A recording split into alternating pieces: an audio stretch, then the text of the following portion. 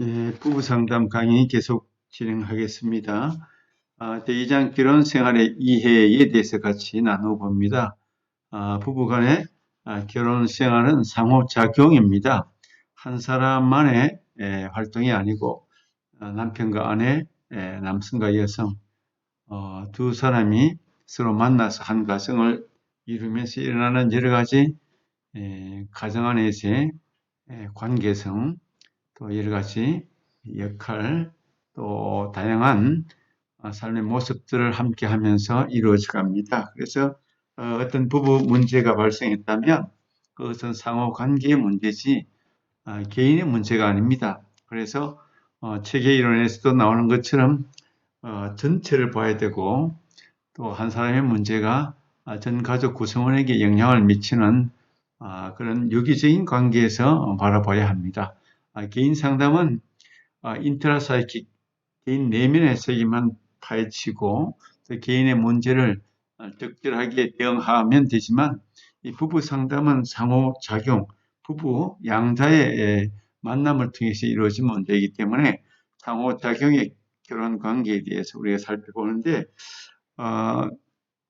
이 장의 앞부분의 내용들은 주로 성경의 관점에서 살펴보았습니다. 물론 가족 치유학적인 관점도 볼 수 있습니다만 1차적으로 먼저 우리 성경적 관점에서 보고 가족 치유 이론들은 차후에 계속 진행될 것입니다.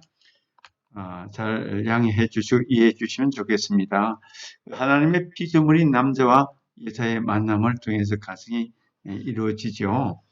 그래서 하나님이 만드신 두 개의 기본 조직이 있다면 하나는 가정이고 하나는 교회라고 볼 수 있는 거죠.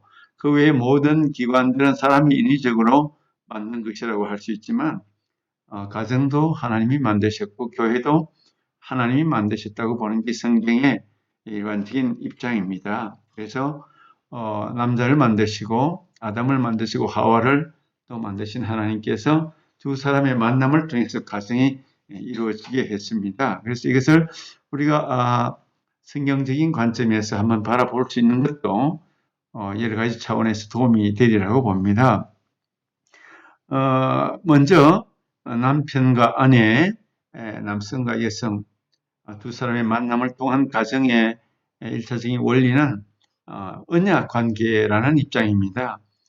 언약 관계의 대립적인 개념이 계약 관계라고 볼 수 있는데 계약 관계는 사람과 사람의 어떤 합의에 의해서 서로 상호 간에 어떤 여러 가지 의견이라든지 여러 가지 내용 또 서로가 합의에 의해서 계약을 맺을 수가 있는 것입니다. 사회 안에서 이루어지는 거의 대다수 일들은 계약입니다. 어떤 물건을 사기 위해서 내가 돈을 준다. 돈을 10,000원을 주고 어떤 물건을 하나 샀다. 이것은 10,000원어치에 해당하기 때문에 또 서로 간의 합의에 의해서 돈을 주고 물건을 사는 것. 이것도 하나의 계약이라고 볼 수가 있습니다. 그래서 사람의 만남과 또 헤어짐과 어떤 여러 가지 상호작용 속에서 일어나는 모든 교환들, 특히 물물 교환들은 대체적으로 계약 관계라고 이해할 수가 있습니다.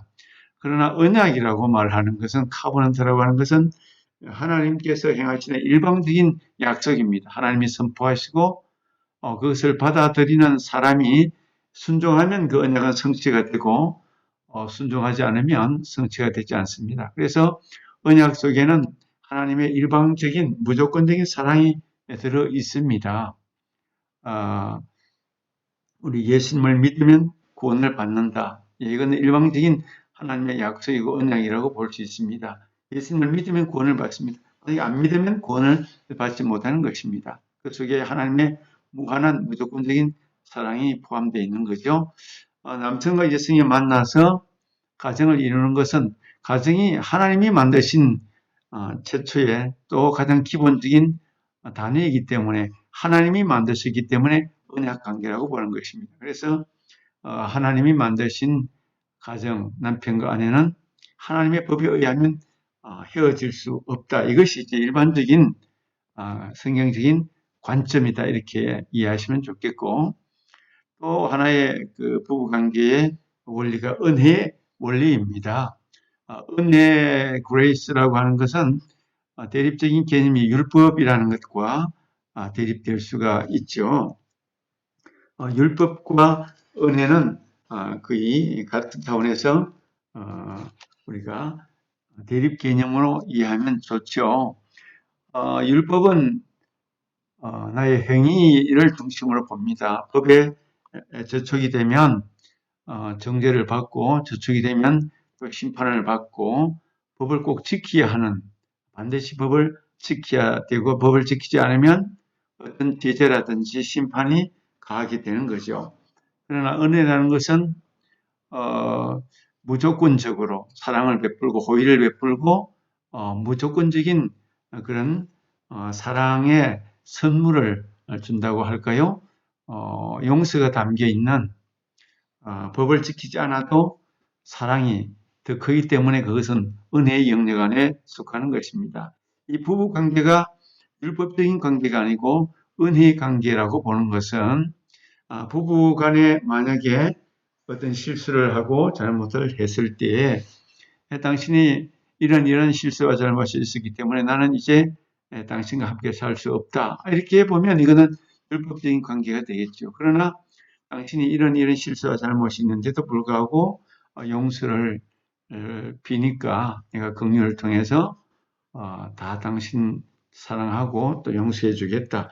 이런 관점은 은혜의 관점입니다. 그래서 하나님이 만드신 가정 안에 실수가 있고 잘못이 있다 할지라도 부부가 사랑하면 다 용서가 되고 또 관계가 회복이 되는 것입니다. 이 은혜는 우리가 하나님으로부터 받은 것이기 때문에 내가 용서받고 내가 은혜를 받았기 때문에 아내도 남편도 상대방을 향해서 은혜의 관계로 용서가 필요하고 용서를 해야만 되는 거죠.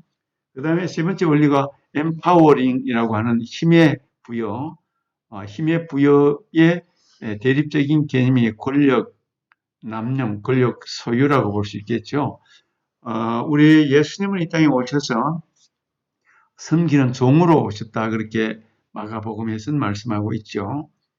부부가 서로 만남을 통해서 한 가정을 이루었다면 하나님의 언약 안에서 이루어졌다면 서로가 서로를 소유하고 점유하고 권력을 어느 한 사람이 많이 가져서 한 사람이 일방적으로 섬김을 받고 한 사람은 일방적으로 섬긴다면 이것은 온전한 부부 관계가 될 수가 없습니다.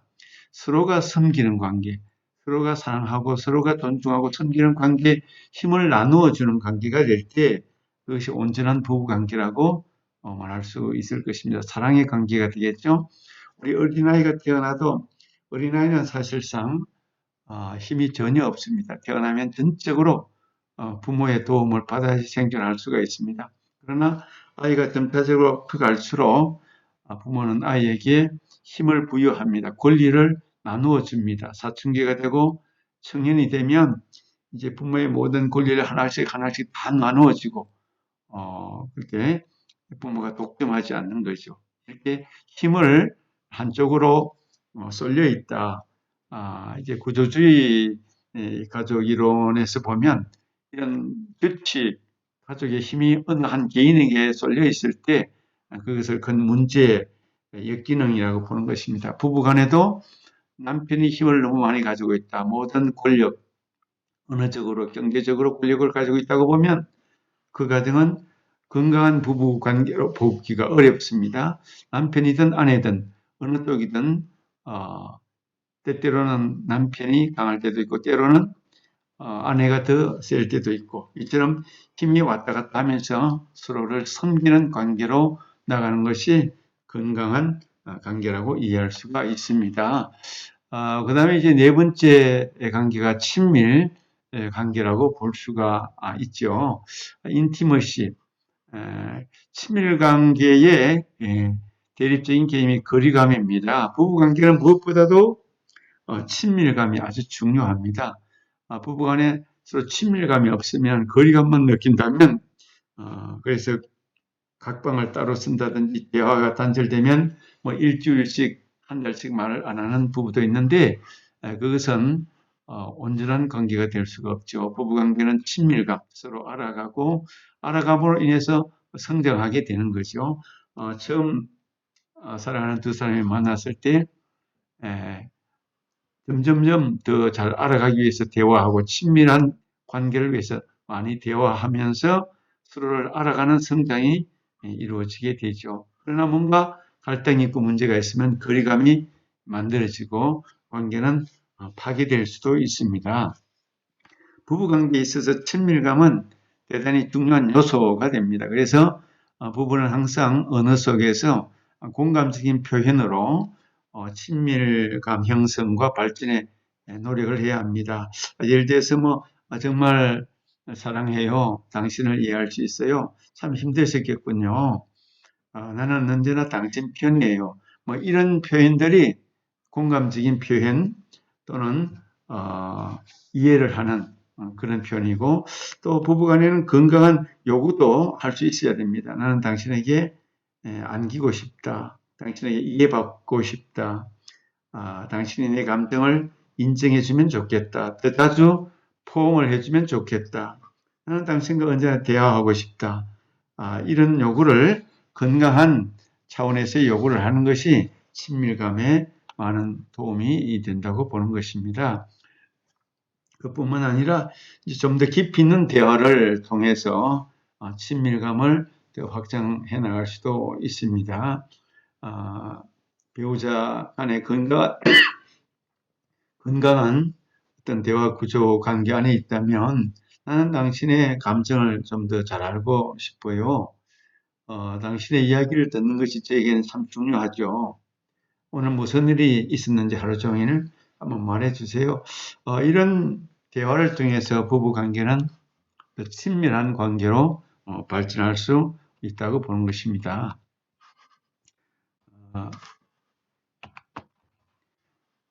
그 다음에 이거 넘어가지 않네요.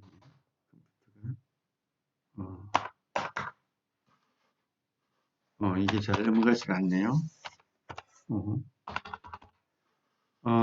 다음이 이제 상호작용의 결혼관계 속에서 두 번째가 결혼의 영적인 관계인데 결혼의 영적인 관계인데 커스가 잘 넘어가지 않네요.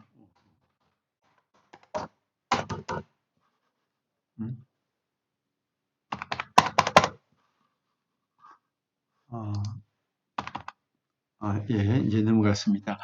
상호작용의 결혼관계에서 결혼의 영적 관계로 보면은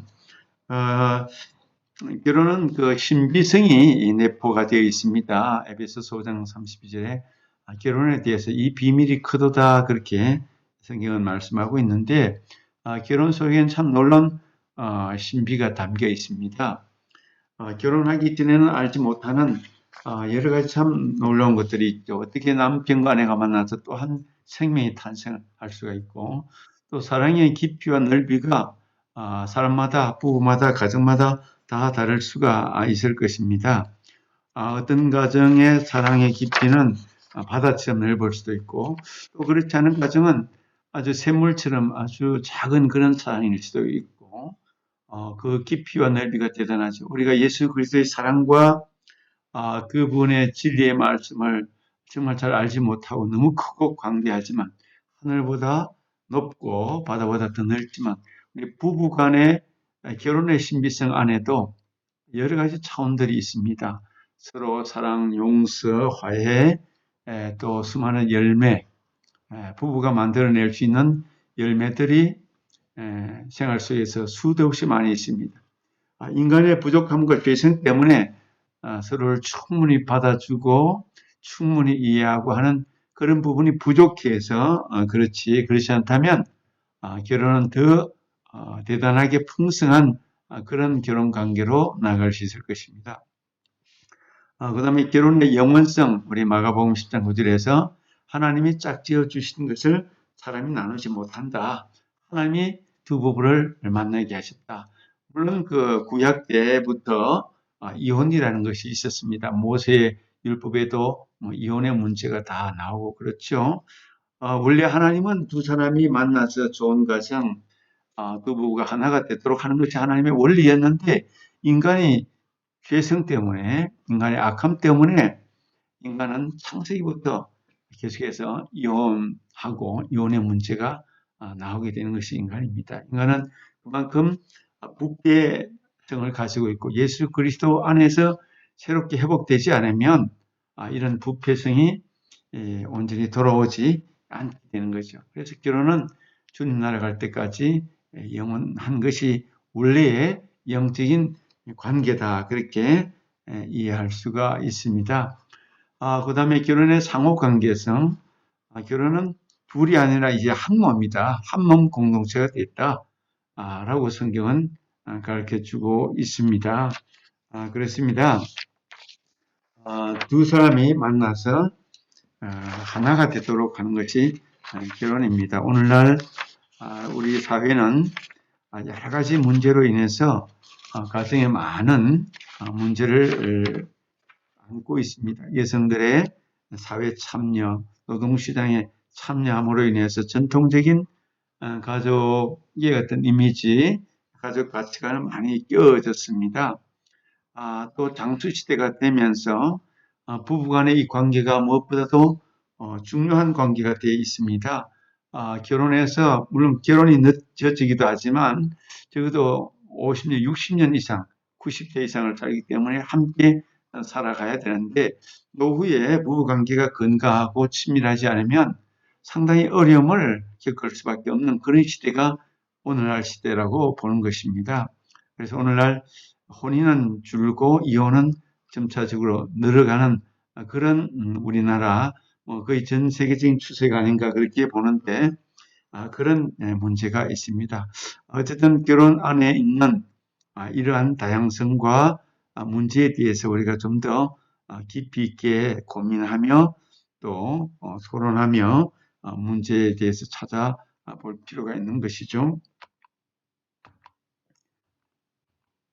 그 다음에 결혼 상호작용의 결혼 관계에서 결혼의 원리에 대해서 한번 살펴보겠습니다. 결혼의 원리로 보면 결혼은 먼저 헌신의 관계다. 커미트먼트, 상호 의존적이면서 전적으로 상대방에게 헌신해야 하는 그런 관계가 결혼의 원리 속에 있는 원리에 담긴 관계입니다. 헌신하지 않고 여러 가지 조건을 다는 관계, 이렇게 해줘야지 이렇게 한다. 이렇게 당신이 하면 난 이렇게 한다. 물론 사람들은 그렇게 할 수 있는데 원래 성경적인 결혼의 원리는 헌신 관계입니다. 서로 전적으로 의존되어 있으면서도 상대방을 위해서 존재하는 전적인 헌신 관계가 결혼의 관계라고 우리 이해할 수가 있습니다. 또 결혼에는 앞에서 나왔죠. 인티머시, 친밀감. 친밀감을 통해서 사람을 세울 수가 있고 성장하게 만들어갈 수가 있습니다.